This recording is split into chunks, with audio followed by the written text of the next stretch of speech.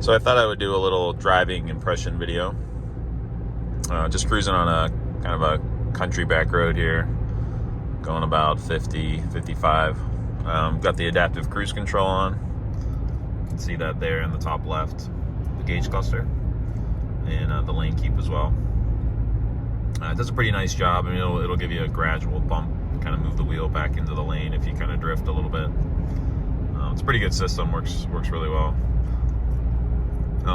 You might notice that my gauge cluster looks a little bit different than what you would typically see stock. Something I learned just kind of going through the owner's manual: if you hold down this page button here while you're on the main gauge cluster screen, you can shift between a couple different gauge modes. So if we go to like gauge 2, I select it, kind of gives you more of like an, I don't know, a hectagon or whatever type feel, which is kind of cool.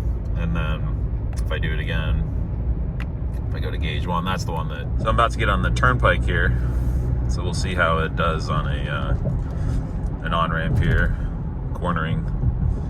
Tires are at 35, 36. It really hugs the road pretty nice on the corners. I mean, for a truck, I mean, it's mid-size, of course, but it corners really well.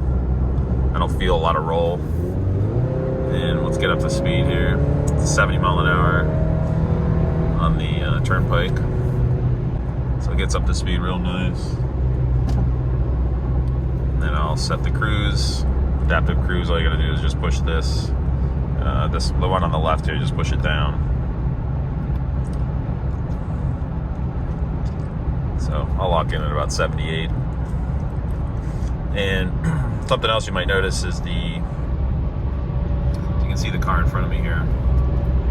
There's a gap adjustment setting right here.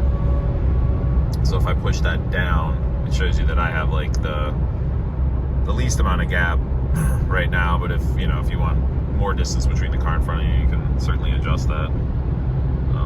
But I mean, I think it's plenty of space, honestly, on the shortest setting. If you get too far apart, then people are always going to cut in front of you and whatnot. But yeah, it's real comfortable.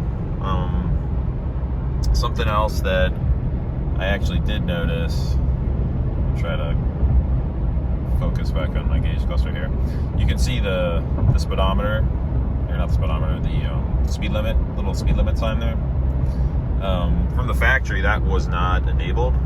On mine, I couldn't see it. To re-enable the speed limit indicator on the cluster, I had to go to settings, and then I had to go to display,